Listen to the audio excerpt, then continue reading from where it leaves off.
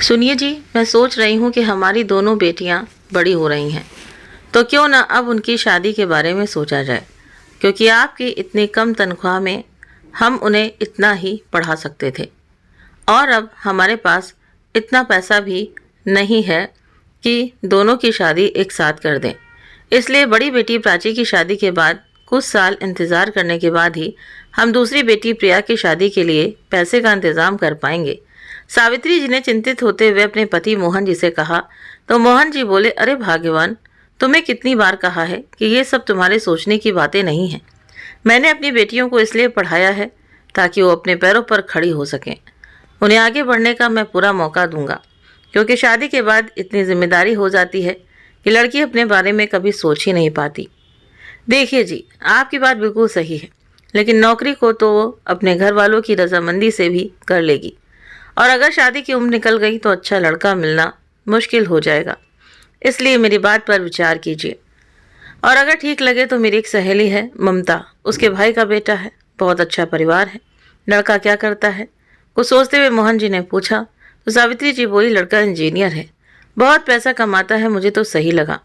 आपका पता नहीं। हाँ सावित्री, आपकी बात से कुछ हद तक मैं भी सहमत हूँ, लेकिन अपनी बेटियों की ज़िंदगी का इतना बड़ा फैसला मैं बिना उनकी मर्जी के नहीं ले सकता। अगर आप सहमत हैं तो ठीक है, हम शाम को उनसे बात कर लेंगे। सावित्री जी ने भी खुशी जताते हुए कहा और रसोई में चली गई। और इधर मोहन जी आंखें बंद करके पुरानी यादों में खो गए।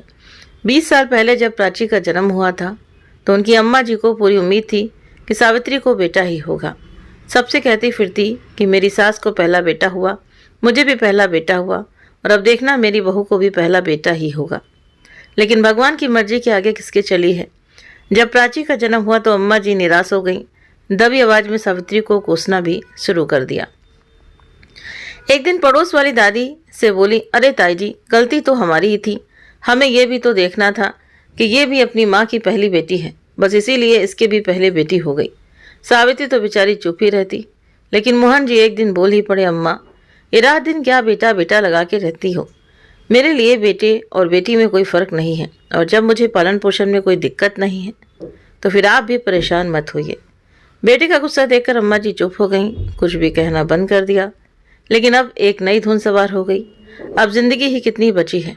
अगर जीते जी घर का चिराग देख लेती तो सुकून से मरती। पर अम्मा, आपको क्या हुआ है? मोहन जी हंसते हुए बोले, अरे बेटा, बुढ़ापे का शरीर है, क्या जाने भगवान का कब बुलावा आ जाए।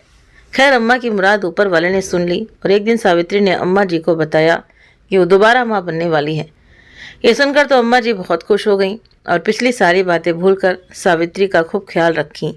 इस बार भी बेटे की उम्मीद थी, लेकिन सावित्री को 7वां महीना ही चल रहा था कि एक दिन अम्मा जी बाथरूम में फिसल कर गिर गईं। सर पर इतनी जोर की चोट लगी कि 2 दिन बेहोश रहने के बाद भी होश नहीं आया और भगवान को प्यारी हो गईं। मोहन जी और सावित्री के दुख की तो कोई सीमा ही नहीं थी। अम्मा के जाने से पूरा घर सूना हो गया। जैसे भी हों, पर घर की रौनक थी। अम्मा जी चली गईं, मन में पोते की आस लिए। ये अफसोस कहीं ना कहीं सावित्री को भी था। खैर, भगवान की मर्जी के आगे किसकी चली है। 9 महीने पूरे हुए और एक बार फिर सावित्री ने बेटी को जन्म दिया। वैसे इस बार सावित्री को भी बेटे की आस थी, लेकिन मोहन जी अपने उसूलों के पक्के ठहरे। दूसरी भी बेटी हुई तो क्या हुआ, दिखा दूंगा दुनिया को कि बेटियां बेटों से कम नहीं होती। एक दिन अपने माता पिता का नाम रोशन करेंगी तो सारी दुनिया कहेगी, वो देखो प्राची और प्रिया के पापा जी जा रहे हैं। बस इसी भावना के साथ मोहन जी ने सावित्री से कह दिया कि अब बेटे की राह में तीसरी संतान को जन्म नहीं देंगे। सावित्री ने भी मोहन जी की बात पर सहमति जता दी, क्योंकि वो भी जानती थी कि उनकी इतनी हैसियत नहीं है कि वो 3 बच्चों की अच्छी परवरिश कर पाएंगे। बस इसलिए उसने भी पति के निर्णय में सहमति दे दी, और इस तरह एक माता पिता की जिम्मेदारी को देखते हुए मोहन जी और सावित्री ने बेटियों की परवरिश में कोई कमी नहीं छोड़ी। दोनों पढ़ाई से लेकर घर के कामकाज तक हर काम में निपुण थीं, और जितनी सुंदर खुद उतना सुंदर स्वभाव। आज सावित्री जी ने भी बातें कहीं, उनमें काफ़ी हद तक सच्चाई भी थी, क्योंकि बढ़िया परवरिश और उच्च शिक्षा के चलते मोहन जी का बैंक बैलेंस बहुत ज़्यादा नहीं हो पाया। और वैसे भी आज के समय में आपकी बेटी चाहे जितनी होशियार हो, पढ़ी लिखी हो, जब शादी की बात होती है तो दहेज की समस्या सबसे पहले आती है। अच्छा लड़का चाहिए तो दहेज भी चाहिए, और लाख कोशिश करो पर पहली बेटी में ही इतना खर्च हो जाता है कि दूसरी की शादी करने से पहले 10 बार सोचना पड़ता है। सही कहा था सावित्री ने, आज से कोशिश करेंगे तभी दोनों बेटियों की शादी सही समय पर कर पाएंगे। अभी मोहन जी सोच विचार में ही डूबे थे कि तभी उनकी छोटी बेटी प्रिया आ गई। पापा जी चलिए, मम्मी बुला रही हैं, खाना तैयार है। हाँ बेटा आता हूँ, कहते हुए मोहन जी भी उठकर खाने की टेबल पर आकर बैठ गए और प्राची से बोले, बेटा पढ़ाई कैसी चल रही है? जी पापा जी, पढ़ाई ठीक चल रही है। बेटा तुमसे एक सलाह लेनी थी। जी बोलिए पापा। देख बेटा, तुमसे तो कुछ भी छिपा नहीं है। मैंने छोटी सी कमाई में तुम दोनों बहनों की अच्छी से परवरिश देने की कोशिश की। तुम्हारी पढ़ाई अभी चल ही रही है और पूरी होते होते पता नहीं कितना समय लगेगा। इसलिए अगर तुम्हारी रजामंदी हो तो हम तुम्हारी शादी करना चाहते हैं। बेटा पढ़ी लिखी हो, ससुराल वाले चाहेंगे तो आगे और भी पढ़ने देंगे। लेकिन बेटा अगर तुम्हारी शादी में देर हुई तो प्रिया की शादी भी समय से नहीं हो पाएगी। इसलिए अगर तुम कहो तो हम तुम्हारी शादी करना चाहते हैं, लेकिन ये कोई ज़बरदस्ती नहीं है। तुम हाँ कहोगी तभी हम बात को आगे बढ़ाएंगे। आपने पिता की बात सुनकर प्राची पहले तो कुछ देर तक चुप रही, फिर धीरे से बोली, पापा जी जैसी आपकी मर्जी, मुझे कोई आपत्ति नहीं है। प्राची की बात सुनकर सावित्री जी की आंखों में तो चमक आ गई। मोहन जी जानते थे कि प्राची बहुत समझदार है।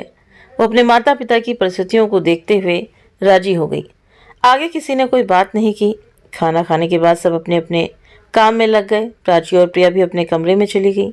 अंदर जाते ही प्रिया ने कहा, दीदी आपने शादी के लिए क्यों हाँ कर दिया?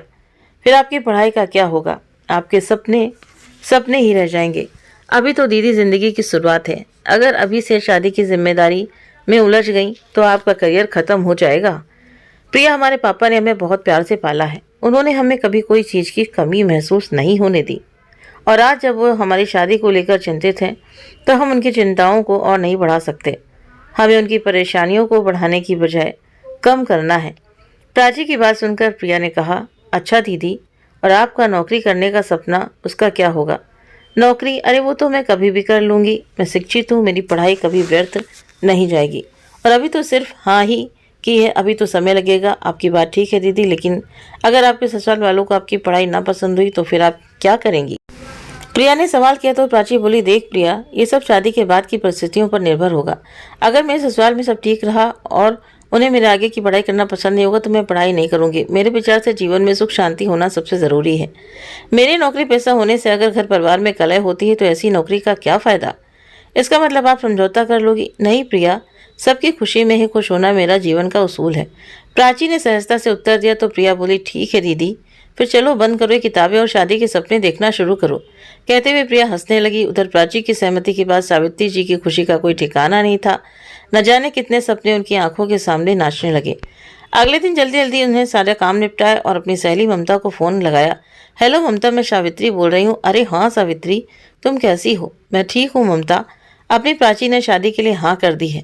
उस दिन तुम अपने भाई के बेटे की बात कर रही थी ना, वो कैसा रहेगा अपनी प्राची के लिए? अरे सावित्री, तुमने तो हमारे दिल की बात कह दी। प्रशांत बहुत ही अच्छा लड़का है, घर परिवार भी बहुत अच्छा है, 2 छोटी बहन है और फिर मेरे भैया जी के पास इतनी जायदाद है कि उन्हें बेटियों की शादी की भी कोई चिंता नहीं है। पर ममता, हमारे पास बहुत पैसा नहीं है। तुम तो जानती हो प्राची के पापा की इतनी अच्छी कमाई नहीं रही। बच्चे अच्छे से पढ़ गए, बस थोड़ा बहुत जो जमा किया उसी में 2 बेटियों की शादी भी करनी है। हाँ सावित्री, मुझे सब पता है। एक बार बात तो उठने दो, फिर देखते हैं।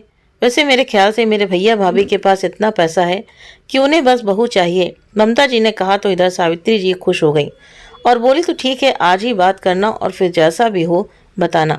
मेरी बहुत इच्छा है कि प्राची की शादी प्रशांत के साथ हो जाए। हाँ सावित्री, मैं पूरी कोशिश करूंगी और फिर जोड़ियां तो ऊपर वाला ही बनाता है। यदि प्राची की किस्मत में प्रशांत होगा तो ये शादी ज़रूर होगी। तुम निश्चिंत रहो। ठीक है, मैं तुम्हारे फ़ोन का इंतज़ार करूंगी, कहकर सावित्री जी ने फ़ोन रख दिया और मन ही मन हाथ जोड़कर भगवान से प्रार्थना करने लगी। हे भोलेनाथ, हे मेरे भोलेनाथ, मेरी प्रार्थना सुन लेना। पर जब 1-2 दिन बीत गए, ममता का फ़ोन नहीं आया। सावित्री को लगने लगा कि शायद लड़के वालों ने मना कर दिया होगा, तभी ममता ने फ़ोन नहीं किया। हर समय सावित्री जी के कान फ़ोन पर ही लगे रहते। आखिर 4-5 दिन इंतज़ार करवाने के बाद ममता का भी फ़ोन आ ही गया। हेलो सावित्री, मैंने भाभी से बात की थी, वो अपनी प्राची को देखना चाहती हैं। जीजा जी को बोलना एक बार मेरे भाई से फ़ोन पर बात कर लें। अरे वाह ममता, ये तो बहुत अच्छी बात है। एक काम करना, जब वो लोग प्राची को देखने आएंगे तो तुम भी साथ में आ जाना। अगर तुम साथ रहोगी तो हमें भी थोड़ी हिम्मत मिलेगी। हाँ ठीक है सावित्री, मैं भी भैया भाभी के साथ आ जाऊंगी। अरे प्राची की शादी प्रशांत से हो जाए, इससे ज़्यादा खुशी की बात मेरे लिए और क्या हो सकती है। पर हाँ, तुम जीजा जी से कह देना कि वो जल्दी से बात करके प्राची को देखने दिखाने की बात कर लें। ठीक है, आज ही उन्हें बोलती हूँ, कहकर सावित्री जी ने फ़ोन रख दिया। और अगले ही दिन मोहन जी ने ममता के भाई महेश जी से बात की तो 2 दिन बाद ही प्राची को देखने आने की बात तय हो गई।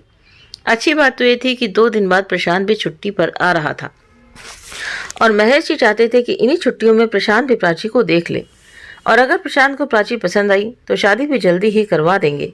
खैर 2 दिन बाद मोहन जी के घर तैयारियां जोरों शोरों से शुरू हो गई थी।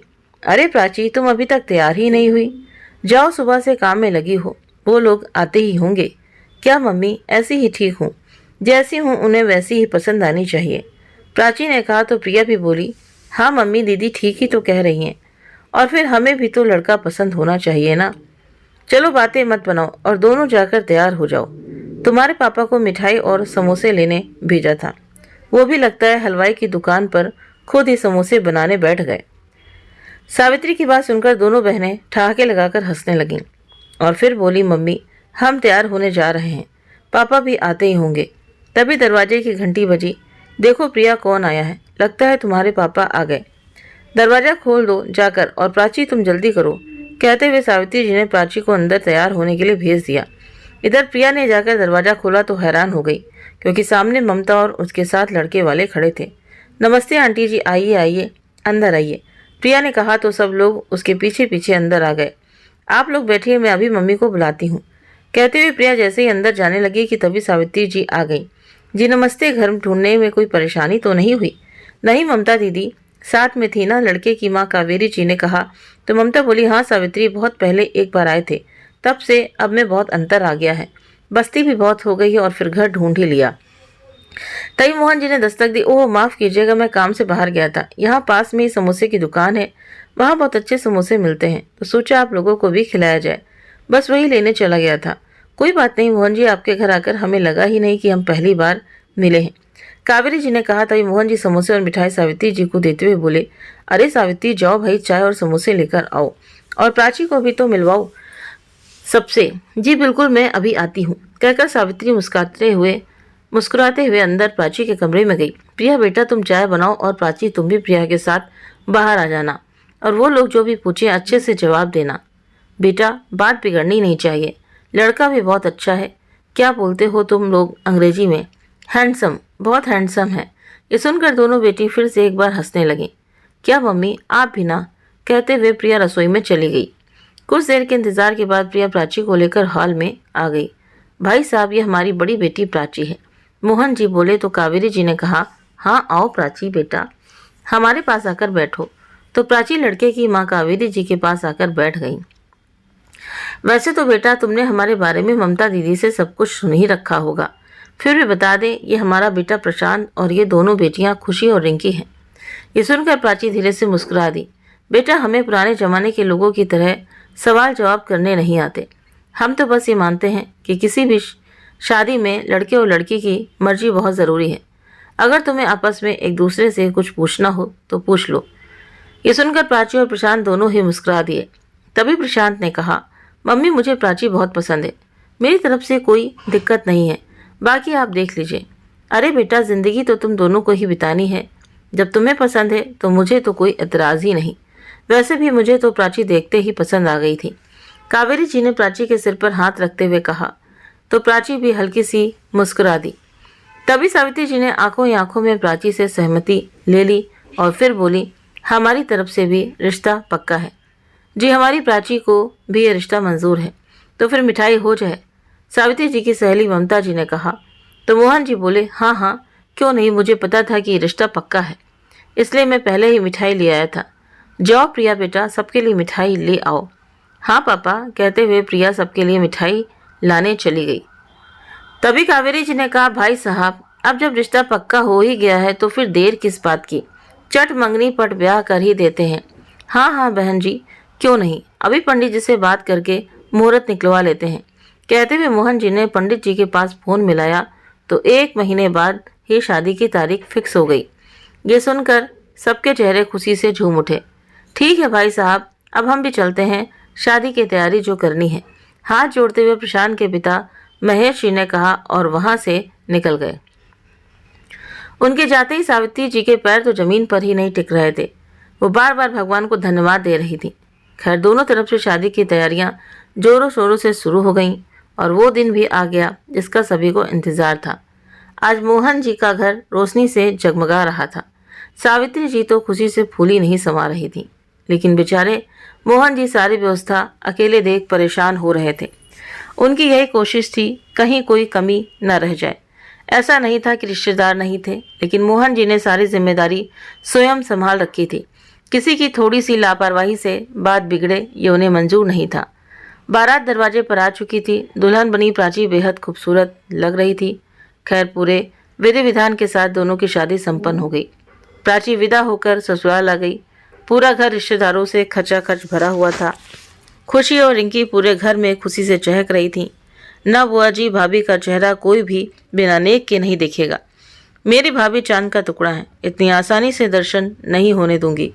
खुशी हाथ मटका के बोली, हाँ भाई खुशी, सुना तो हमने भी है कि प्रशांत चांद का टुकड़ा ब्याह कर लाया है, लेकिन जब हम देखेंगे तभी बताएंगे बहू कैसी है। थोड़ी देर बाद मुंह दिखाई की रस्म शुरू हुई।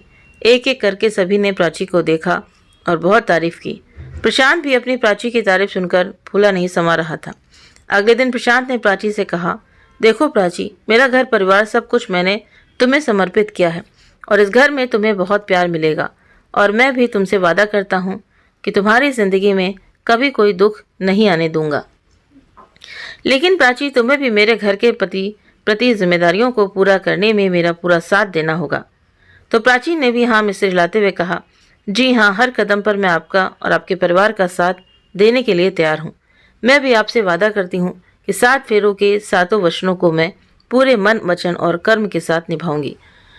मुझे तुम पर विश्वास है प्राची, और मैं भी तुम्हें विश्वास दिलाता हूँ कि तुम्हारे हर सुख दुख में तुम मुझे अपने पास पाओगी। मेरे जीवन का हर कदम तुम्हारे कदम के साथ उठेगा और साथ में आगे बढ़ेगा। जीवन का सफर हम प्यार के और विश्वास के साथ तय करेंगे। वो दोनों बातें ही कर रहे थे, तभी बाहर से कावेरी जी की आवाज़ आई, प्रशांत बेटा, तुम्हारी बुआ जी जा रही हैं, उसे छोड़कर आ जाओ। बेटा हाँ, माँ अभी आया, बोलकर प्रशांत बाहर चला गया। शादी के 10 दिन कैसे निकल गए उन्हें पता ही नहीं चला।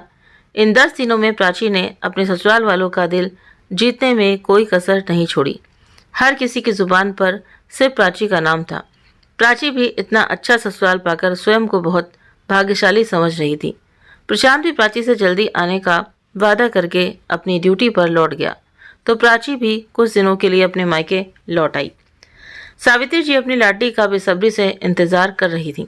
प्रिया अपनी किताबों में उलझी हुई थी। उसे भी प्राची का इंतजार था। दरवाजे की घंटी बजी।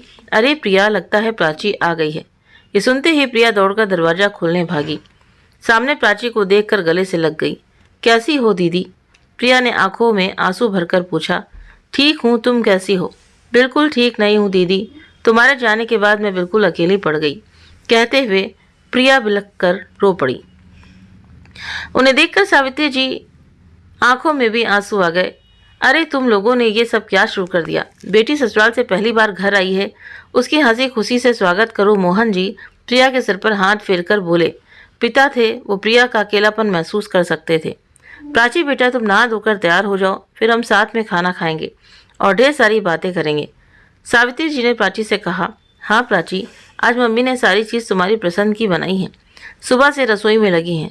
प्रिया हंसते हुए बोली तो प्राची भी मुस्कुरा दी। मायके में रहते प्राची को कब 1 महीना हो गया उसे पता ही न चला। एक दिन प्राची के ससुर महेश जी प्राची को लेने पहुंच गए।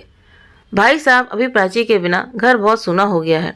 उसके आ जाने से घर की दीवारें भी काटने को दौड़ती हैं, जबकि हमारे यहाँ तो 10 दिन ही रही थी, लेकिन फिर भी हमें उसकी आदत हो गई। खुशी और रिंकी तो रोज अपनी माँ से पूछती हैं कि भाभी कब आएंगी, पर कावेरी जी ने सोचा अभी नई नई शादी हुई है, इसलिए क्यों परेशान करना। लेकिन प्रशांत का फ़ोन आया था तो उसने बताया कि 1-2 दिन में वो आने वाला है, बस इसलिए हमें यूं अचानक प्राची को लेने आना पड़ा। तो सावित्री जी और मोहन जी ने एक बार फिर भारी मन से अपनी बिटिया को विदा कर दिया। प्राची भी प्रशांत से मिलने की खुशी के लिए ससुराल आ गई। मम्मी भाभी आ गई। खुशी जोर से चिल्लाई, ठीक है भाभी, वो वहीं रुकने को कहो। घर की लक्ष्मी आई है, आरती की थाली लेकर आती हूँ। कावेरी जी ने प्राची की आरती उतारी और बड़े प्यार से घर के अंदर ले आई। थोड़ी देर में चाय नाश्ता करने के बाद प्राची मुस्कुराते हुए पति के स्वागत की तैयारी में लग गई।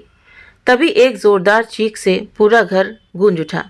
रिंकी, खुशी, अरे ये तो मम्मी जी की आवाज़ है। प्राची भागकर बैठक में पहुंची तो देखा कि मम्मी जी सोफे पर निढाल सी बैठी थी, चीख मार मार कर रो रही थी। वहीं खुशी और रिंकी खड़ी रोए जा रही थी। पापा जी किसी इंसान से बातें कर रहे थे। उनके चेहरे पर घबराहट साफ झलक रही थी। मम्मी जी, क्या हुआ है? प्राची ने कावेरी जी को संभालते हुए कहा, बेटा, यह प्रशांत का दोस्त है और बता रहा है कि अभी अभी इसको मुंबई से किसी अनजान आदमी का फ़ोन आया है कि प्रशांत का एक्सीडेंट हो गया है और वो मुंबई के किसी अस्पताल में भर्ती है। महेश जी की बात सुनकर प्राची भी रोने लगी। पर पापा जी, ऐसा कैसे हो सकता है? पापा जी, मुझे उनके पास ले चलिए। सुनो बेटा, जरा उस आदमी को फिर से फ़ोन लगाओ। जी अंकल, मैं अभी उस व्यक्ति से आपकी बात करवाता हूँ। हेलो जी, बोलिए, उधर से आवाज़ आई। बेटा, मेरा बेटा कैसा है? अभी महेश जी ने कांपते हुए पूछा तो उधर से आवाज़ आई, अंकल जी, प्रशांत की हालत ठीक नहीं है। मेरा नाम सुमित है, आप लोग जल्दी आ जाइए। मैंने उसे पास के अस्पताल में भर्ती करा दिया है। बेटा, हम जल्दी पहुंच रहे हैं, तुम उसका ख्याल रखना। डॉक्टर जैसा भी कहे करने देना, पैसे की चिंता मत करना। जी अंकल जी। जिसको जैसे खबर मिलती गई, लोग मिलने आने लगे। प्राची के मायके भी खबर कर दी गई। जी भाई साहब, आप तुरंत निकलिए, मैं भी पहुंचता हूं। फिर दोनों परिवार मुंबई के लिए रवाना हो गए। अस्पताल पहुंचे ही थे। अंकल जी, क्या आप प्रशांत के पिता हैं? एक अनजान व्यक्ति ने महेश जी को आवाज़ लगाई। हाँ बेटा, क्या तुम ही सुमित हो? जी अंकल जी, चलिए मैं आपको आपके बेटे के पास ले चलता हूँ। महेश जी, कावेरी जी और प्राची सुमित के पीछे पीछे चल दिए। सबके चेहरे की रंगत उड़ी हुई थी। दिल जोरों से धड़क रहा था। कदम साथ नहीं दे रहे थे। थोड़ी देर बाद सभी लोग एक कमरे में पहुंच गए जहां प्रशांत मशीनों में घिरा हुआ था, लंबी लंबी सांस ले रहा था। कावेरी जोरों से रो पड़ी। प्रशांत की हालत बयां करना बहुत मुश्किल था। अंकल जी, भाभी, आप लोग धीरज से काम लीजिए। सुमित भाई, ये सब कैसे हुआ? प्रशांत का दोस्त सुनील बोला, जो कि महेश जी के साथ ही आया था। बताता हूँ, सब बताता हूँ। सुमित आगे कुछ बोलने ही वाला था कि नर्स आ गई। मिस्टर सुमित, ये लोग कौन हैं? मरीज के पास इतनी भीड़ क्यों है? सिस्टर, हम प्रशांत के माता पिता हैं और ये प्रशांत की पत्नी है। नर्स ने प्राची को गौर से देखा और बोली, कितने दिन हुए शादी को? जी अभी 1.5 महीना भी नहीं हुआ है। कावेरी जी धीरे से बोली। उनकी आंखों के आंसू रुकने का नाम ही नहीं ले रहे थे। सुमित जी, आप मेरे साथ चलिए, आपसे कुछ बात करनी है। तो सुमित नर्स के पीछे पीछे चल दिया। कुछ आगे जाकर नर्स रुक गई। सुमित जी, मेरी बात मानिए तो अपने मरीज को किसी और बड़े अस्पताल में दिखाइए। वैसे तो मुझे अस्पताल प्रशासन की ओर से ऐसा सुझाव देने का कोई अधिकार नहीं, किंतु मरीज की हालत और उस मासूम सी लड़की को देखकर मैं आपको ये सलाह दे रही हूँ। ठीक है सिस्टर, मैं प्रशांत के माता पिता से इस विषय में अभी बात करता हूँ। सुमित ने महेश जी से बात की और उसी वक्त प्रशांत को बड़े से अस्पताल में भर्ती करा दिया। बेटा, तुम्हें प्रशांत कैसे मिला? अंकल जी, एक दिन रात को 12 बजे मैं अपने एक दोस्त की शादी से अपने घर वापस आ रहा था कि मेरी नज़र सड़क के बीचों बीच पड़े प्रशांत पर गई। सोचा कोई शराब पीकर बीच सड़क पर पड़ा है, उठाकर एक तरफ कर देता हूँ। पर पास जाकर देखा तो प्रशांत का एक्सीडेंट हुआ था। पूरे शरीर पर चोट के निशान नहीं था, लेकिन सर पूरी तरह से खून से भरा हुआ था। काफ़ी देर पहले की घटना थी, लेकिन अंकल जी मुझे महसूस हुआ कि उसमें अभी जान है। बस फिर क्या था, तुरंत मैं अपने दोस्त की मदद से अस्पताल में भर्ती करवाया। उसकी जेब से बटुआ और ये फ़ोन मिला। बस मैं बिना देखे जाने एक नंबर मिला दिया और फिर मेरी सुनील से बात हुई। और उसके आगे तो आपको पता ही है। बेटा, तुम मेरे लिए किसी भगवान से कम नहीं हो, कावेरी जी ने रोते हुए कहा। तो सुमित बोला, नहीं आंटी जी, ऐसा मत कहिए, बस भगवान को धन्यवाद दीजिए। इधर प्राची तो जब से प्रशांत से मिली थी, एक बार भी उसके पास से नहीं हटी, ना किसी से कुछ बोलना और ना ही खाने पीने की सुध। बस आंखों से आंसू बह जा रहे थे। 10 दिन हो चुके थे, लेकिन प्रशांत की हालत में कोई सुधार नहीं हुआ। प्राची बेटा, अगर तुम अपना ख्याल नहीं रखोगी तो कावेरी जी को कौन संभालेगा? सावित्री जी ने कहा तो प्राची बोली, मम्मी उनके बिना मैं मर जाऊंगी, भगवान जी से बोलिए ना वो प्रशांत को ठीक कर दे। प्राची रोते हुए बोलते जा रही थी तो सावित्री जी उसे सांत्वना देते हुए बोली, सब ठीक हो जाएगा बेटा, भगवान जी कभी किसी के साथ बुरा नहीं करते। पास बैठी कावेरी जी दोनों की बातें सुन रही थी। वो भी बोल पड़ी, सावित्री जी आप ही बताइए, आपके भगवान जी ने मेरे बेटे के साथ ऐसा क्यों किया? सोचा था शादी होगी तो घर हंसी खुशी से गूंज उठेगा, लेकिन यहाँ तो सब उल्टा हो गया। बेटे की शादी होते ही घर में मातम छा गया। बहन जी शुभ शुभ बोलिए, ये आप कैसी बातें कर रही हैं? सावित्री जी ने भरे गले से कहा तो कावेरी जी बोली, और क्या बोलूं, सारी खुशियां मिट्टी में मिल गई। न जाने किस मुहूर्त में शादी हुई। चुप रहो कावेरी, ये अस्पताल है, और ये ख्याल तुम अपने दिमाग में भी मत लाना कि इस शादी से कुछ हुआ है।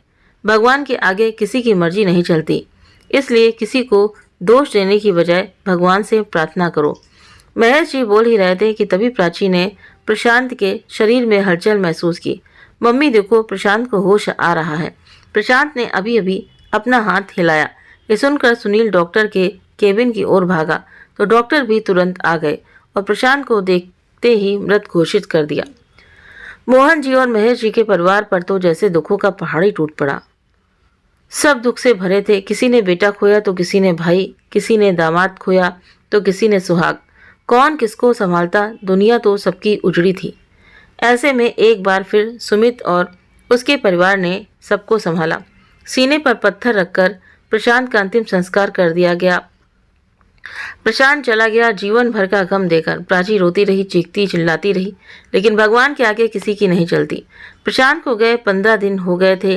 तभी एक दिन सावित्री जी ने गौर किया कि अब कावेरी जी प्राची और सावित्री से कम बातें करती। शुरू शुरू में सावित्री जी को लगा शायद बेटे के गम में खामोश हो गई हैं।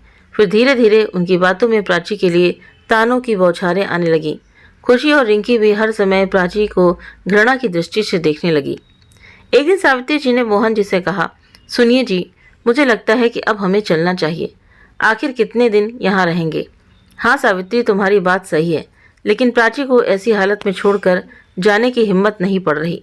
आपकी बात सही है जी, पर एक बात और कहते कहते सावित्री जी रुक गई। और क्या बात है सावित्री, साफ साफ कहो जी। आप तो महेश भाई साहब के साथ होते हैं, इसलिए हो सकता है आपको महसूस ना हो, पर मैंने देखा है कावेरी जी और उनकी दोनों बेटियां हमारी बेटी से ठीक से बातें नहीं करती। शायद वो इस पूरी घटना के लिए हमारी बेटी प्राची को ही दोषी ठहरा रही हैं। पर सावित्री, इसमें हमारी बेटी का क्या दोष? जो हुआ उसमें उसका भी तो सब कुछ उजड़ गया। ठीक है, महेश जी से बात करता हूँ। अगर वो हाँ करते हैं तो कुछ दिनों के लिए हम अपनी बेटी को अपने साथ ले चलते हैं। वहाँ कुछ माहौल बदलेगा तो उसका भी मन शांत हो जाएगा। बिल्कुल सही कह रहे हैं आप, मैं भी आपको इस हाल में अकेले नहीं छोड़ सकती। तभी जोर से आवाज आई, रिंकी तुम प्राची से कैसे बात कर रही हो? मत भूलो वो भाभी है तुम्हारी। मुझे मत बताओ प्रिया दीदी। अरे जब भाई नहीं रहा तो भाभी कैसी? रिंकी प्रिया जोर से चिल्लाई, मत भूल ये मेरा घर है, समझी तुम? उनकी आवाज़ सुनकर पूरा घर इकट्ठा हो गया। महेश जी ने कहा, क्या हुआ प्रिया जी? प्रिया जी, अंकल जी कुछ नहीं, प्रिया ने धीरे से कहा। तो महेश जी अपनी बेटी रिंकी से बोले, क्या हुआ रिंकी, तुम ही बताओ। तो रिंकी चिल्लाकर बोली, एक बार नहीं 10 बार समझा चुकी हूँ कि प्राची मेरे पास ना आया करे। इन्हें देखकर मुझे मेरे भाई की ज़्यादा याद आती है। इनके नसीब में खोट था, तभी तो मेरा भाई चला गया। रिंकी बंद करो अपनी ये बकवास, कौन भरता है तुम्हारे दिमाग में ये सब बातें? महेश जी ने अपनी बेटी रिंकी को डांट दिया तो रिंकी रोते हुए अपने कमरे में चली गई। प्राची अपने सर को झुकाए सब बातें सुन रही थी, पर न जाने क्यों आज उसकी आंखों में आंसू नहीं, सिर्फ दर्द था। तभी प्राची के पिता मोहन जी ने कहा, भाई साहब अगर आप हाँ कहें तो प्राची को कुछ दिनों के लिए हमारे साथ भेज दीजिए। नहीं नहीं मोहन जी, बच्चों के झगड़ों में आप नाराज न हो, महेश जी बोल पड़े। तभी सुनिए, अगर वो प्राची को ले जाना चाहते हैं तो ले जाने दीजिए, कावेरी जी बोली। तो महेश जी ने कहा, नहीं कावेरी, प्राची के जाने के बाद घर का वीरान और बढ़ जाएगा, प्रशांत के जाने का दर्द और गहरा हो जाएगा। तभी उनकी बात को बीच में काटते हुए कावेरी जी बोली, आप समझने की कोशिश क्यों नहीं करते? हमारा प्रशांत जा चुका है और प्राची यहाँ रहेगी तो वो और दुखी रहेगी। जी भाई साहब, भेज दीजिए प्राची को हमारे साथ। आप जब कहेंगे हम प्राची को वापस ले आएंगे। ठीक है, जैसी आपकी मर्जी। जाओ प्राची बेटा, जाने की तैयारी करो। महेश जी ने कहा, पर प्राची टस से मस ना हुई। चलो प्राची, घर चलो, सावित्री जी ने कहा। तो प्राची बोली, कौन सा घर मम्मी, मेरा घर तो यही है। मेरा दुख, मेरा सुख सब इस घर से जुड़ा है। जो भी है सब यही है। मैं कहीं नहीं जाऊंगी। थोड़े दिन में वापस आ जाना बेटा, सावित्री जी ने प्राची को समझाते हुए कहा। नहीं मम्मी, मम्मी पापा ने तो मैं भी अपना बेटा खोया है। रिंकी और खुशी ने अपना भाई खो दिया। इनका गम भी तो मेरे गम जैसा ही है। फिर मैं कैसे इनको अकेला छोड़ दूं? पापा, इनको मेरी ज़रूरत है। मैं कहीं नहीं जाऊंगी। ठीक है बेटा, तुम्हें जो ठीक लगे वो करो। जब दिल करे खबर कर देना, कहकर मोहन जी सावित्री और पिया के साथ घर लौट आए। सब लोग चले गए। प्राची बड़ी देर तक प्रशांत की तस्वीर को सीने से लगाए रोती रही। आ जाओ प्रशांत, तुम क्यों इतनी दूर चले गए? मैं अकेले नहीं जी सकूंगी। आ जाओ या मुझे अपने पास बुला लो। प्रशांत, तुमने कहा था कि मुझे सरप्राइज दोगे। सच में प्रशांत, तुमने जीवन भर ना भूलने वाला सरप्राइज दे दिया। प्रशांत, कितनी बड़ी जिम्मेदारी दे गए, पर तुम चिंता मत करना। मैंने तुम्हें जो वचन दिया था उन वचनों को मैं निभाऊंगी। मम्मी पापा मेरे रहते कभी अकेले नहीं हो सकते। मैंने तुमसे वादा किया था, मैं सारी जिंदगी उनका ख्याल रखूंगी। हाँ प्रशांत, मैं उनकी बहू हमेशा उनके साथ रहूंगी। कोशिश करूंगी कि उन्हें तुम्हारी कमी महसूस ना हो। खुशी और रिंकी की पढ़ाई से लेकर शादी तक की पूरी जिम्मेदारी उठाऊंगी। सोचते हुए प्राची ने अचानक ही अपने आंसू पोंछे और रिंकी के कमरे में चली गई। जाकर रिंकी को आवाज़ लगाई तो रिंकी ने कोई जवाब नहीं दिया। पास जाकर देखा तो रिंकी किसी किताब के पन्ने पलट रही थी। पास ही प्रशांत और रिंकी व खुशी की तस्वीर रखी थी। तस्वीर किसी रक्षाबंधन की थी। प्राची समझ गई कि रिंकी पन्ने पलटकर पढ़ने का नाटक कर रही है। रिंकी, पढ़ रही हो? प्राची ने पूछा, लेकिन रिंकी फिर भी चुप ही रही। रिंकी नाराज हो? प्राची की आंखों में आंसू आ गए। रिंकी, कुछ गलती हुई तो माफ़ कर दो। देखो, अब तुम्हारे भैया नहीं रहे। हमें तो सारी ज़िंदगी एक दूसरे के साथ रहना है। इस तरह नाराज़ होगी तो मैं किसका मुंह देखकर जिंदा रहूंगी? अब तुम ही लोग मेरा सहारा हो, और विश्वास करो मैं तुम्हें कभी तुम्हारे भैया की कमी महसूस नहीं होने दूंगी। रिंकी की आंखों में भी आंसू बह चले, लेकिन जैसे ही प्राची ने रिंकी को सीने से लगाया तभी रिंकी ने प्राची का हाथ झटक दिया। नहीं, तुम मेरी भाभी नहीं हो सकती। तुम तो वो मनहूस साया हो, इसकी परछाई पड़ते ही भैया हमें छोड़कर चले गए। अब तो हमें भी तुमसे डर लगता है। रिंकी, तुम कैसी बातें कर रही हो? प्राची दर्द से करा उठी। चली जाओ यहाँ से, और ये मनहूस सूरत लेकर मेरे सामने मत आया करो। ये सुन प्राची रोते हुए अपने कमरे में चली गई और अपना चेहरा दर्पण में निहारने लगी। सुना माथा, सुनी मांग, अब बचा ही क्या था उसके चेहरे में। चेहरे की सारी रंगत तो प्रशांत के साथ ही चली गई। सही कहा रिंकी ने, मनहूस ही तो हूँ मैं। जन्म जन्म का साथ निभाने की बात करने वाला प्रशांत मात्र 10 दिन उसके साथ रहा, और उन 10 दिनों में उसके हिस्से में चंद यादें ही तो आई थीं, और अब उन्हीं यादों के साथ पूरी जिंदगी काटनी थी और उसे दिए गए वचनों को निभाना था। सोचते हुए प्राची ने एक बार फिर आंसू पोंछे और घड़ी पर नजर डाली। समय का पता ही नहीं चला। 5 बज गए। पापा जी की चाय का समय हो गया। सोचते हुए प्राची रसोई की ओर चल दी, लेकिन रसोई में जाकर देखा तो कावेरी जी चाय बना चुकी थी। अरे मम्मी जी, आपने चाय क्यों बनाई? मुझे आवाज़ दे देती। कोई बात नहीं, ये तो रोज की बात है। नहीं मम्मी जी, आगे से ये नहीं होगा। अब सारे दुख भूलकर मुझे आप लोगों का ख्याल रखना है। प्राची ने चेहरे पर हल्की सी मुस्कान लाते हुए कहा। अच्छा, तो इतनी जल्दी तुम सब भूल जाओगी? सही भी है, साथ भी कितने दिन का था? मात्र 10 दिन का। अरे हमने तो उसे जन्म दिया था, पाला पोसा, कलेजे का टुकड़ा था। तुम भूल सकती हो, हम नहीं। मम्मी, प्राची ने प्रश्नवाचक भरी नजरों से कावेरी जी की ओर देखा। कावेरी जी ने चाय ली और महेश जी के पास चली गई। प्राची को लगा भी धरती फट जाए और वो उसमें समा जाए। मैंने तो ऐसा कुछ भी नहीं कहा। प्रशांत के जाने से मुझे कितना फर्क पड़ा वो मैं ही जानती हूँ, पर मेरे दुखी रहने से सब दुखी होंगे, ये सोचकर मैं इनके सामने दुखी नहीं होना चाहती थी। पर मेरी बात को तो मम्मी ने उल्टा ही ले लिया। खैर कोई बात नहीं। अभी मम्मी जी, रिंकी और खुशी मुझे जानती ही कितना है। धीरे धीरे वो भी मुझे समझने लगेंगी और सब ठीक हो जाएगा। प्रशांत को गए 6 महीने हो गए। कावेरी जी, रिंकी और प्राची उसके साथ बहुत बुरा सलूक करती। बेचारी प्राची किसी से कोई शिकायत नहीं करती, बस प्रशांत की तस्वीर के आगे अपने मन की बात करके दिल हल्का कर लेती। लेकिन हाँ, महेश जी प्राची को अपनी तीसरी बेटी मानने लगे थे। कई बार वो कावेरी जी, रिंकी और खुशी के गलत व्यवहार के कारण उन्हें डांट भी देते, पर तीनों माँ बेटी को कोई फर्क नहीं पड़ता। एक दिन महेश जी ने कहा, प्राची बेटा, मैं तुमसे कुछ कहना चाहता हूँ। जी पापा जी, बोलिए। ना बेटा, मैं सोच रहा था कि तुम कुछ दिनों के लिए अपने मम्मी के घर चली जाओ। माहौल बदलेगा तो तुम्हें भी अच्छा लगेगा। नहीं पापा जी, आप लोगों को मेरी बहुत ज़रूरत है, और फिर ये मेरा अपना घर है। मुझे खुश रहने के लिए कहीं और जाने की कोई ज़रूरत नहीं है।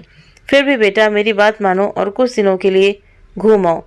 मोहन जी भी अक्सर मुझे फ़ोन पर कहते हैं, मैं कल ही उन्हें फ़ोन कर देता हूँ कि वो तुम्हें आकर ले जाएंगे। तो प्राची ने भी हाँ में से हिला दिया। उसकी सहमति पाते ही 2 दिन के बाद मोहन जी आकर अपनी बेटी को लेकर चले गए। जाते हुए प्राची ने अपने साथ प्रशांत की फ़ोटो भी ले ली, क्योंकि प्रशांत की ये फ़ोटो ही तो थी जो उससे बातें करती थी। मायके पहुंचकर प्राची हर समय में गुमसुम रहती। प्रिया उसे बहुत समझाने की कोशिश करती, लेकिन प्राची भी क्या करे। एक दिन फ़ोन की घंटी बजी। प्राची ने फ़ोन उठाया। हेलो जी, मैं प्राची जी से बात करना चाहता हूँ। हाँ जी बोलिए, मैं प्राची बोल रही हूँ। प्राची, मैं सुमित बोल रहा हूँ। मुंबई मैं आपसे अस्पताल में मिला था। ओ, आप कैसे हैं? आप? जी मैं ठीक हूँ। आज किसी काम से आपके शहर आया था तो सोचा आप सबसे मिलकर चलूँ।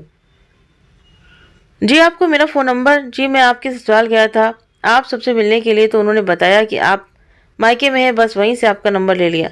अच्छा जी ठीक है, आप मेरे मायके आ जाइए। 1 घंटे बाद सुमित प्राची के घर पहुंच गया तो सामने प्राची को देखते उसका दिल भर आया। आओ बेटा। नमस्ते अंकल जी, कैसे हैं आप? क्या बोलूँ बेटा, जिस बाप की बेटी के सिर पर दुखों का पहाड़ टूट पड़ा हो, वो बाप कैसे सुखी हो सकता है। तभी सावित्री जी भी आ गई। सभी लोग बहुत देर तक बातें करते रहे। प्राची बेटा, चाय बनाओ और सुमित की खाने का इंतजाम करो। तो प्राची उठकर रसोई में चली गई। नहीं अंकल जी, मैं तो बस आप सबसे मिलने के लिए चला आया, खाने की कोई ज़रूरत नहीं है। अंकल जी, मेरे विचार में प्राची को आगे की पढ़ाई के विषय में विचार करना चाहिए। वैसे प्राची ने आपको कभी बताया कि वो जीवन में क्या करना चाहती है? बिल्कुल बेटा, मेरी प्राची डॉक्टर बनना चाहती थी, किंतु भाग्य के खेल से कौन अछूता रहा है। उसकी तकदीर उसके सपनों पर भारी हो गई। अंकल जी निराश मत हो, ये समय है, कभी अच्छा आता है तो कभी बुरा, लेकिन प्राची को सब भूलकर आगे बढ़ना होगा। तभी प्राची चाय लेकर आ गई। प्राची जी, जीवन रुकने का नहीं, निरंतर चलते रहने का नाम है। प्रशांत की यादें आपको आत्मिक सुख दे सकती हैं, लेकिन इन यादों को पैरों की बेड़ी बनाना ठीक नहीं। जीवन में आगे बढ़ते रहो, सुमित ने प्राची को समझाते हुए कहा, लेकिन प्राची चुप रही। थोड़ी देर बाद नाश्ता पानी करके सुमित वहां से चला गया। उसके जाते ही प्राची, सुमित ठीक कह रहा है, तुम्हें अपने भविष्य के बारे में सोचना चाहिए। अगर तुम चाहो तो अपने आगे की पढ़ाई पूरी कर सकती हो। नहीं पापा जी, अब मेरे जीवन का सिर्फ एक मकसद है, प्रशांत के परिवार की देखभाल करना। पापा जी, मैं उनका इतना ख्याल रखूंगी कि वो मुझे अपनी बहू से बेटी कहने लगेंगे। प्राची बेटा, ये तुम्हारी भावना है, लेकिन ज़रूरी तो नहीं। और फिर मैंने कावेरी जी को और रिंकी खुशी को देखा है। रिंकी तो उस हादसे के लिए तुम्हें ही दोषी ठहराती है। सावित्री जी ने उसे समझाते हुए कहा। तो प्राची बोली, मम्मी, रिंकी अभी बच्ची है, और फिर मैंने प्रशांत को वचन दिया था। कहते कहते प्राची रो पड़ी। ठीक है बेटा, जैसे तुम्हारी इच्छा, कहकर मोहन जी चुप हो गए। समय बीता। प्राची को मायके आए 6 महीने से अधिक हो गए थे। ससुराल से किसी ने उसकी सुध नहीं ली। वो ही फ़ोन करके हालचाल लेती रही। कुछ दिन तो कावेरी जी ने उसका फ़ोन उठाया, किंतु बाद में या तो वो फ़ोन नहीं उठाती या फिर हाँ या ना करके बात ख़त्म कर देती। तो एक दिन प्राची ने सावित्री जी से कहा, मम्मी, मैं अपने ससुराल जाना चाहती हूँ। मुझे पापा मम्मी की बहुत याद आ रही है।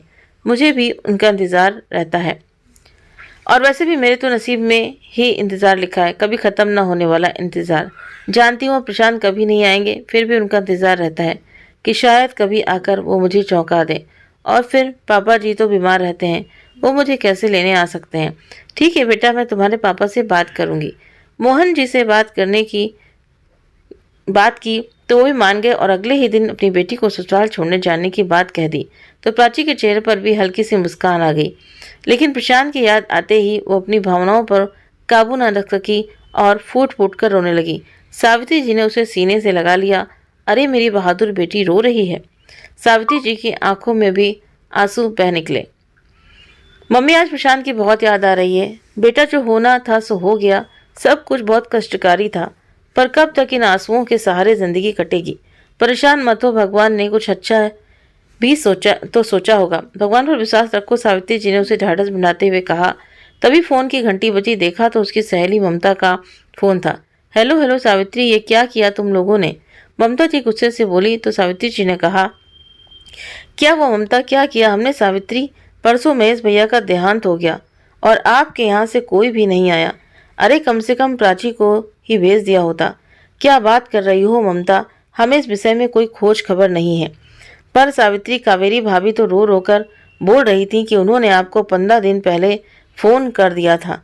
झूठ बोलती हैं वो, पिछले 6 महीने से उन्होंने एक बार भी फ़ोन करके प्राची का हाल चाल नहीं पूछा। और कुछ दिन पहले जब महेश भाई साहब से हमारी बात हुई तो वो ठीक बता रहे थे। सावित्री, मुझे आपकी बात पर विश्वास है।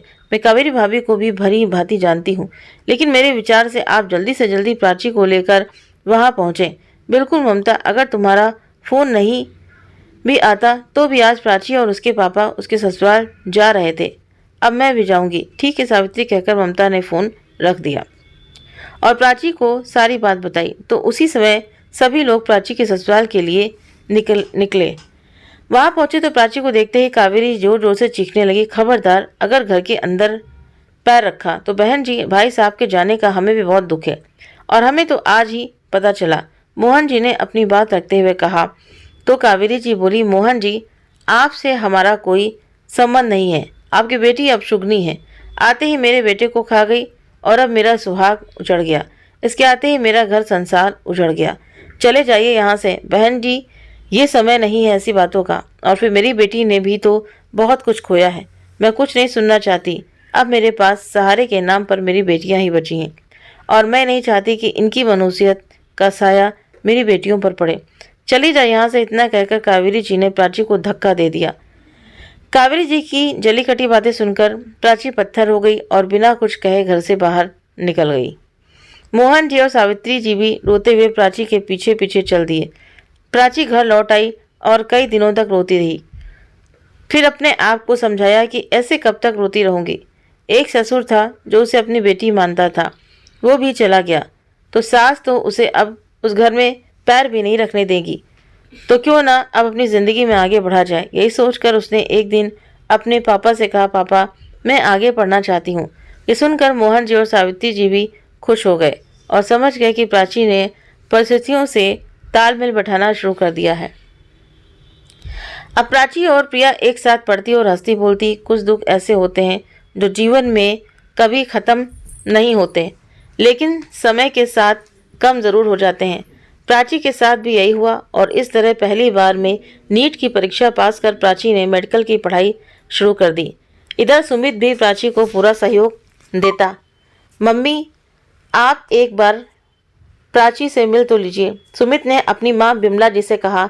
तो बिमला जी चिढ़ते हुए बोली, बेटा पागल मत बनो, तुम्हारे लिए लड़कियों की क्या कमी है जो तुम उस विधवा से शादी करने की जिद कर बैठे हो।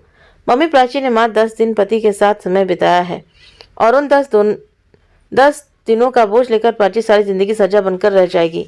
बेटा तुम्हारी 2 बहनें भी हैं, कभी सोचा है उनकी शादी कैसे होगी? मम्मी, मेरी शादी से उसकी शादी का क्या संबंध है? बेटा ये तुम्हारे लिए आसान है, हमारे लिए नहीं। ये समाज ऐसी शादियों को कभी स्वीकार नहीं करता। प्राची को लेकर जिस गली से निकलोगे लोग यही कहेंगे कि ये वही लड़की है जिसकी दूसरी शादी हुई है और फिर धीमे से तंज कसेंगे कि ज़रूर लड़के में ही कुछ कमी होगी, तभी ऐसी लड़की को स्वीकार किया। मम्मी, मुझे समाज की चिंता नहीं है। ये समाज तब सामने क्यों नहीं आया जब प्राची को उसके पति की मौत का जिम्मेदार ठहराया गया, उसे धक्के मारकर घर से निकाल दिया गया। और भगवान न करे ऐसा कोई हादसा हमारी दोनों बहनों के साथ हो जाता तो भी आप ऐसा ही सोचती। सुमित ऐसी अशुभ बातें करते तुम्हें शर्म नहीं आती? मम्मी, शुभ अशुभ कुछ भी नहीं होता, सब हमारे मन की भावनाएं हैं। और फिर जो बात सुनकर आप इतनी नाराज हो रही हैं वो प्राची पर बीत रही है। मम्मी, आपके लिए समाज ज़्यादा ज़रूरी है या मेरी खुशियाँ? बेटा ये प्यार कहीं दया तो नहीं? मम्मी, चाहे तुम कुछ भी समझो, प्राची के पापा ने मुझसे विनती की है और मैं भी प्राची को इस तरह दुखी नहीं देखना चाहता। सुमित के माँ बिमला जी थोड़ी देर के लिए खामोश हो गईं। तभी उसके पिता रमेश जी भी आ गए। देखो बेटा, तुम जो कदम उठाने जा रहे हो वो आसान नहीं है।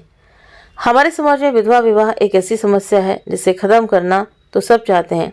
विधवा स्त्री से सभी सहानुभूति रखते हैं, लेकिन जब बात अपने ऊपर आती है तो लोग पीछे हट जाते हैं।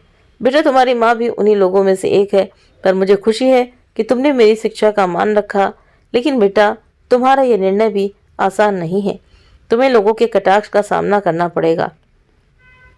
क्या ऐसे में तुम अपने निर्णय पर काबू रख पाओगे? जी पापा जी, मैंने बहुत सोच समझ कर ये निर्णय लिया है। मुझे आपकी शिक्षा और अपने ऊपर पूरा विश्वास है। तो फिर ठीक है बेटा, हम भी प्राची से मिलना चाहते हैं। धन्यवाद पापा, मुझे आपसे यही उम्मीद थी। पापा जी, अभी मोहन अंकल जी को खबर कर देता हूँ कि हम उनसे मिलने आ रहे हैं। अगले दिन सुमित अपने परिवार के साथ मोहन जी के घर पहुँच गया। सुमित के मम्मी पापा क्यों आए हैं? प्राची ने सावित्री से पूछा। पता नहीं बेटा, हो सकता है यहाँ किसी से मिलने आए हों और इसलिए हमसे भी मिलने आ गए। सारी औपचारिकता खत्म होने के बाद, बेटा प्राची, हम यहाँ तुमसे ही मिलने आए हैं और मैं जो भी कहूँगा स्पष्ट कहूँगा। बेटा सुमित तुम्हें बहुत पसंद करता है, क्या तुम भी उसे शादी के लिए तैयार हो? प्राची ने अपने पिता की ओर देखा। मोहन जी मंद मंद मुस्कुरा रहे थे, जैसे ये बात उन्हें पहले से ही पता हो। अंकल जी, वो मेरी पढ़ाई। प्राची की आवाज़ लड़खड़ा रही थी। कोई बात नहीं बेटा, तुम एक शिक्षक की बहू बन रही हो, तुम्हारी पढ़ाई पर कोई रुकावट नहीं होगी। जी, मैं सुमित जी से अकेले में बात करना चाहती हूँ। ठीक है बेटा, हमें कोई आपत्ति नहीं है, बस तुम शादी के लिए मना मत करना। बिमला जी ने हंसते हुए कहा। सुमित जी, मैं आपसे शादी नहीं कर सकती। पर क्यों प्राची? सुमित जी, आपके एक फ़ोन ने मेरी सोच को एक दिन में ही बदल दिया। आपने सिर्फ इतना ही कहा था कि ज़िंदगी अगर किसी मकसद के साथ जी जाए तो आसान हो जाती है, तकलीफ़ें कम हो जाती हैं। बस उसी उम्मीद से मैंने अपनी ज़िंदगी का एक मकसद बना लिया, क्योंकि भगवान ने जो जीवन दिया है उसे जीना ही पड़ेगा। और फिर डॉक्टर बनके लोगों की सेवा करने का निर्णय लिया। धीरे धीरे मैं खुश भी रहने लगी, लेकिन इसका मतलब ये नहीं कि मैं प्रशांत को भूल गई। सुमित जी, मैंने प्रशांत को वचन दिया था कि मैं जीवन भर उसके परिवार को अपना परिवार मानूंगी। मैं उसको दिया हुआ वचन नहीं तोड़ सकती। वो मुझे अपना नहीं मानते, पर मेरे लिए वो सर्वोपरि हैं। मैं आपसे शादी नहीं कर सकती। प्राची, किस दुनिया में जी रही हो? होश में आओ। प्रशांत इस दुनिया से जा चुके हैं और उनका परिवार भी तुम्हें पूरी तरह से भूल चुका है। इंसानियत के नाते मैं तुम्हें कभी नहीं रोकूंगा उस परिवार का ख्याल रखने के लिए, बल्कि तुम्हारा साथ दूंगा, किंतु एक वचन के लिए अपनी सारी जिंदगी एक कुएं में मेढक बनकर रह जाना क्या ठीक है? प्राची, जिंदगी को चिंता दिल से जियो। जिंदगी उतनी कठिन भी नहीं जितना हम समझ लेते हैं। जिंदगी बहुत आसान है, बस जीने की कला आनी चाहिए। जीवन की चुनौतियों का सामना करना आना चाहिए। शादी का मतलब बंधन नहीं होता। शादी का मतलब है जब दो लोग मिलकर जिंदगी को खुशहाल बनाते हैं, जिंदगी को और आसान बनाते हैं। ये मेरे विचार हैं और मेरी तरफ से तुम्हें कभी कोई तकलीफ नहीं होगी। तुम्हें वो सारी खुशियाँ दूंगा जिसकी तुम हकदार हो, बाकी तुम्हारी मर्जी। मैं तुम्हारे साथ कोई ज़बरदस्ती नहीं करूँगा। इतना कहकर सुमित कमरे के बाहर चला आया तो प्राची की निगाहें दीवार पर लगी प्रशांत की तस्वीर पर टिक गईं। प्राची बहुत देर तक सुमित की बातों पर विचार करती रही और फिर प्रशांत की तस्वीर दीवार से निकालकर अलमारी में रख दी और चल पड़ी जीवन की अगली पारी को खेलने। बाहर आकर उसने शादी के लिए हाँ कर दी तो सब लोग बहुत खुश हो गए। प्रिया भी प्राची के निर्णय से बहुत खुश थी, क्योंकि प्रिया ने भी खुद से वादा किया था कि जब तक प्राची का दूसरा घर नहीं बस जाता वो भी शादी नहीं करेगी।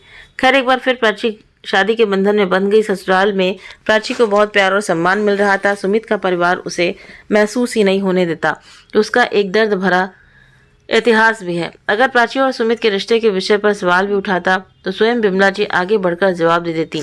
इस तरह धीरे धीरे लोगों ने बातें बनाना भी बंद कर दी। समय बीता और प्राची की शादी के 5 साल बीत गए। उसकी मेडिकल की पढ़ाई भी पूरी हो गई थी।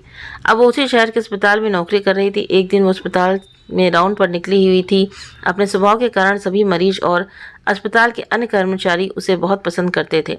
वो उधर घूम ही रही थी कि तभी किसी ने आवाज़ दी, प्राची। अपना नाम सुनकर प्राची के कदम अपने आप रुक गए। प्राची ने मुड़कर देखा तो आवाज़ की तरह चेहरा भी जाना पहचाना ही था। प्राची स्वयं को रोक न सकी और उस अजनबी की ओर बढ़ चली। पास जाकर देखा तो प्राची की आंखों में अपने आप ही आंसू छलक आए। प्राची ने स्वयं की भावनाओं पर काबू किया और बोली, आप और यहाँ और ये कौन है? प्राची ने बिस्तर पर पड़े मरीज की ओर देखकर पहचानने की कोशिश करते हुए कहा, हाँ बेटा, मैं और ये रिंकी है। वो महिला कोई और नहीं बल्कि प्राची की पहली सास कावेरी जी थी। बेटा, ये हमारी रिंकी है। इसके ऊपर चाकू से हमला हुआ है। एक लड़के ने कल रात इसे चाकू मार दिया। ठीक है, आप परेशान मत होइए। नर्स रात में कौन से डॉक्टर ड्यूटी पर तैनात थे? मैडम कल रात डॉक्टर अखिलेश ड्यूटी पर थे। ठीक है, आप निश्चिंत रहिए, रिंकी को कुछ भी नहीं होगा। मैं अभी डॉक्टर से बात करती हूँ, कहकर प्राची डॉक्टर के पास आ गई। डॉक्टर, रिंकी की हालत कल रात बहुत खराब थी और ये पुलिस केस भी है। डॉक्टर, अभी रिंकी की क्या स्थिति है? अभी कुछ कहा नहीं जा सकता है। डॉक्टर, मैं उसकी केस फाइल देखना चाहती हूँ और उसका केस खुद अपने हाथों में लेना चाहती हूँ, अगर आपको कोई आपत्ति ना हो तो। प्राची की बात सुनकर डॉक्टर ने कहा, हाँ प्राची, मुझे कोई आपत्ति नहीं है, लेकिन एक सवाल, क्या मरीज से आपका कोई खास रिश्ता है? रिश्ता उस वादे का है जो मैंने वर्षों पहले किसी से किया था, लेकिन शायद ठीक से निभा नहीं पाई।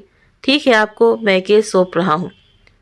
मुझे आप पर पूरा विश्वास है। भी डॉक्टर अखिलेश और प्राची में बातें चली रही थी कि नर्स दौड़ते हुए केबिन में आई। डॉक्टर, कल रात वाली मरीज की हालत बहुत बिगड़ गई है, उसे खून की उल्टी हो रही है। ये सुनकर प्राची और डॉक्टर अखिलेश दौड़कर रिंकी के पास पहुंचे, लेकिन तब तक रिंकी दम तोड़ चुकी थी।